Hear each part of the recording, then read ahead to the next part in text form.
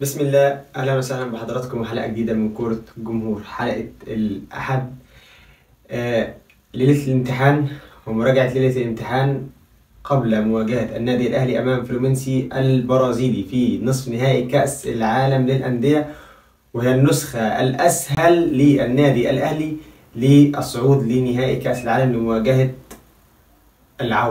عو كاس العالم وعو العالم حرفيا، وهو مانشستر سيتي. النهارده ليلة الامتحان والمراجعة هتكون سريعة على فلومينينسي البرازيلي وكيف وما هو فريق فلومينينسي البرازيلي. هنعرف تفاصيل كتير جدا جدا عن فلومينينسي، بداية من تأسيسه. فريق اتأسس عام 1902 ومن أقدم الفرق في العالم، ويكاد يكون أقدم من النادي الأهلي والزمالك، ويكون أقدم من أندية كتير جدا في أفريقيا وفي الوطن العربي. فريق بيضم اكتر من لعيب مهم، اهمهم مارسيلو لاعب ريال مدريد السابق، ايضا كينو لاعب نادي بيراميدز السابق، وايضا بيضم كانو مهاجم مخضرم. الحقيقه لعب 125 مباراه، سجل 81 جول. من المهاجمين اللي محتاج مراقبه لصيقه جدا من الدفاع للنادي الاهلي.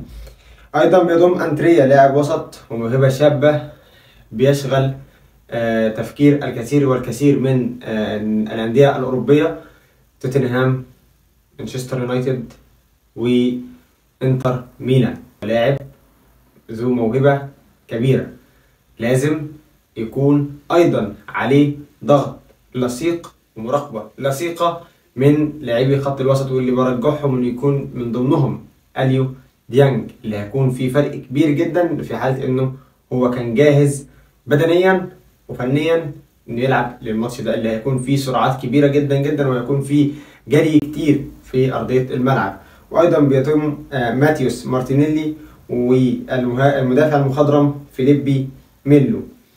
دي اهم اللعيبه اللي بيضمهم نادي فلومينينسي البرازيلي.